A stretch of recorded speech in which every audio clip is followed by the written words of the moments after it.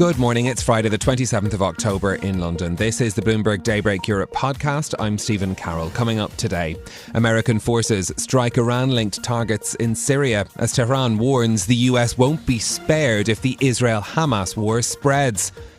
The ECB's decision to hold rates steady delivers relief to a highly indebted Italy, but for how long?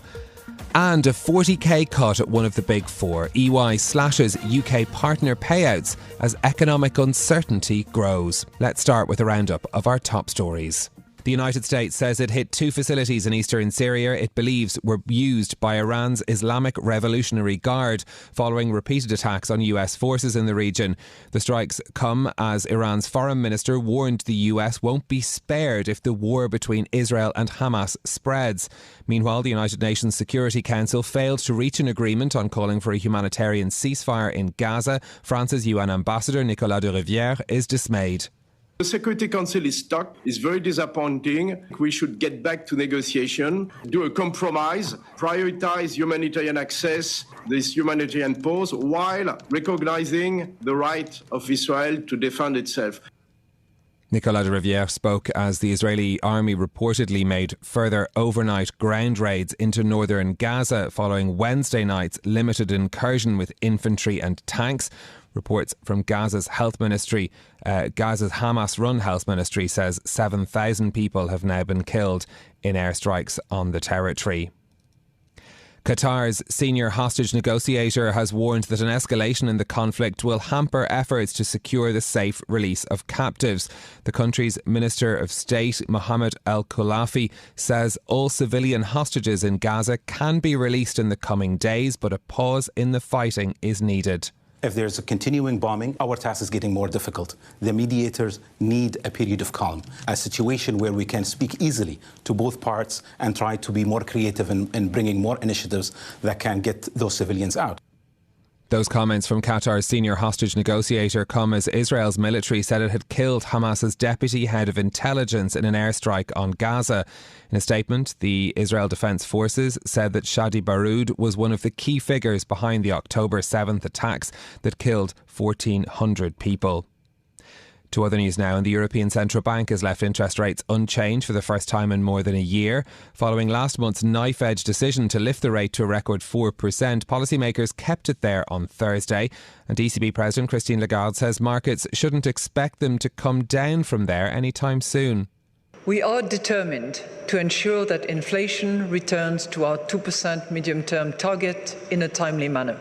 Based on our current assessment, we consider that the key ECB interest rates are at levels that, maintained for a sufficiently long duration, will make a substantial contribution to this goal.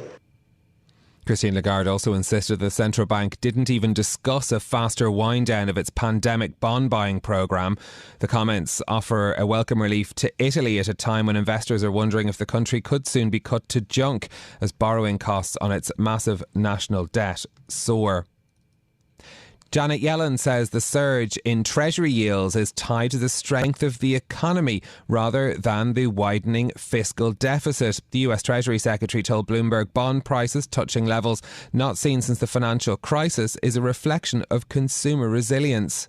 We're seeing yields go up in most advanced countries. Part of the increase in yields, I think, is simply a reflection of the strength of the economy, the notion that interest rates will be higher for longer.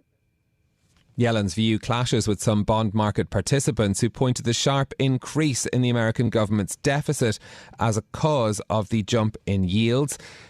After third quarter US growth came in at 4.9%, the top US financial official said she wouldn't be surprised if the US posts a growth rate of 2.5% for 2023.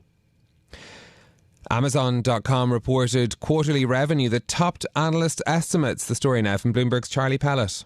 Amazon got a lift from rising sales in its retail and cloud computing units. Revenue gained 13% to $143.1 billion during the 3 months ending September 30th. Analysts on average estimated $141.6 billion, according to data compiled by Bloomberg. Amazon shares have increased more than 40% this year thanks to fading recession fears and CEO Andy Jassy's determination to rein in pandemic-era spending and boost profits. In New York, Charlie Pellet, Bloomberg Radio. Shares in Intel have jumped after the chipmaker predicted a return to sales growth this quarter. Intel's forecasting sales for the period will be ahead of analyst estimates between $14.6 and $15.6 billion. The company says the PC market is through the worst of a historic slump. The firm also reported that it's now winning new customers for its outsourced manufacturing division. And Ernst Young partners in the UK saw their share of profits drop for the first time in 3 years. The £40,000 cut is the latest in a wave of economic uncertainty hitting the big four audit firms. Ewan Potts has more. With fewer deals to advise on and clients cutting costs, accountants are feeling the pinch.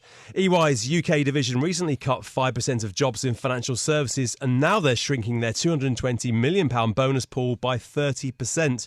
The big four accounting firms are also facing increased scrutiny over the quality of their audits after a series of high-profile collapses, including Carillion and Patisserie Valerie.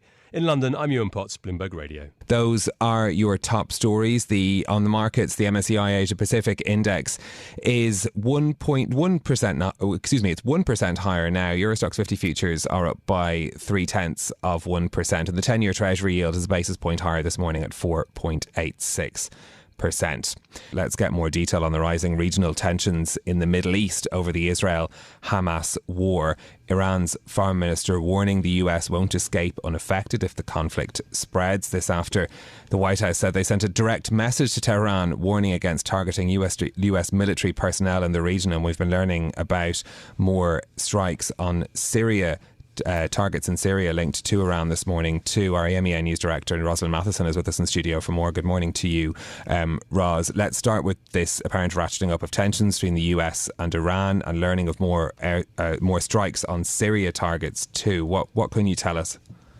Well, that's right. What we know is that the US says that it struck several sites inside Syria that it said were being used by Iran's Islamic Revolutionary Guard. That's as we've seen an escalation in attacks on US troops in the region. I mean, it's not unusual for there to be things like drone strikes and so on US bases in the area, but there has been a pickup in that in recent weeks, obviously, since the Hamas attack on Israel. You do have a lot of US military assets in the region, and that's only increasing. And we know, of course, that US warships shot down several missiles fired a week or so ago by Houthi rebels out of Yemen, seemingly aimed somewhere north. And we know there's been an escalation, as I said, in those drone and other rocket attacks on US troops based in places like Iraq. And so we're seeing little by little the sense the US is being drawn into this somehow.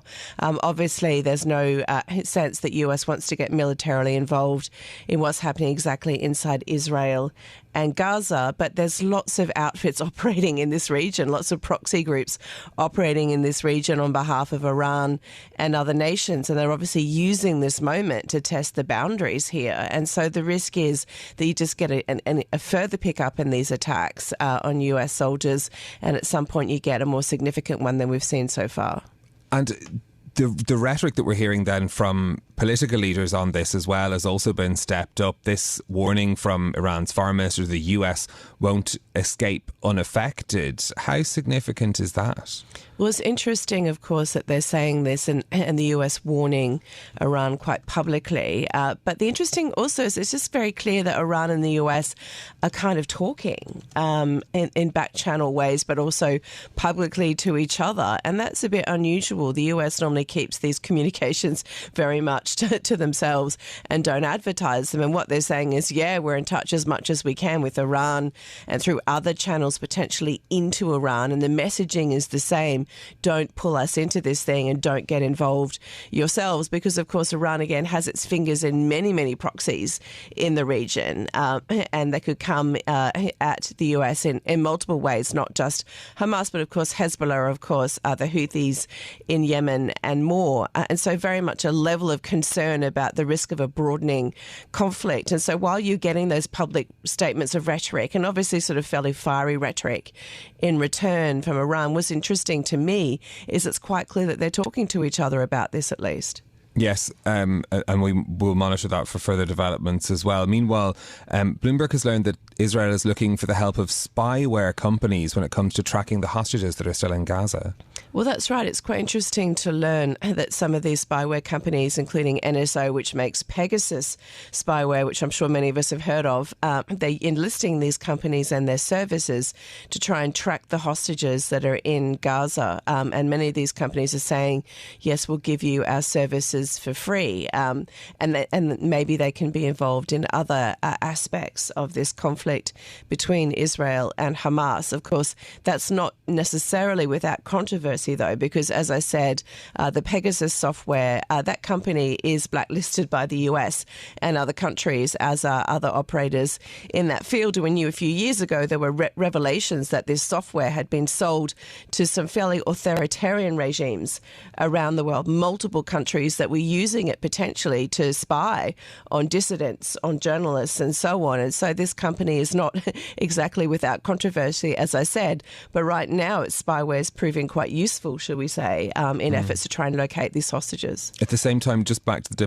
diplomacy for a moment, no agreement at the UN Security Council on a humanitarian ceasefire. EU leaders agreeing to call for humanitarian corridors and pauses, and that was a very hard-won compromise as well.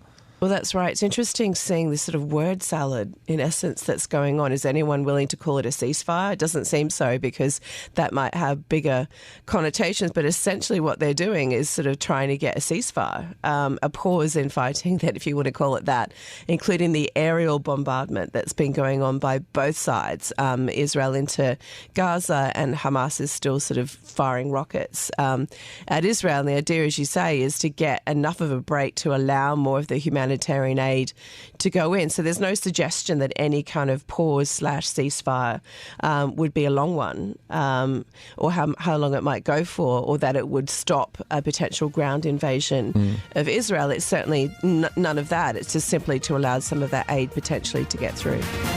This is Bloomberg Daybreak Europe, your morning brief on the stories making news from London to Wall Street and beyond. Look for us on your podcast feed every morning on Apple, Spotify and anywhere you get your podcasts. You can also listen live each morning on London DAB Radio, the Bloomberg Business app and Bloomberg.com. Our flagship New York station is also available on your Amazon Alexa device. Just say, Alexa, play Bloomberg 1130. I'm Stephen Carroll. Join us again tomorrow for all the news you need to start your day, right here on Bloomberg Daybreak Europe.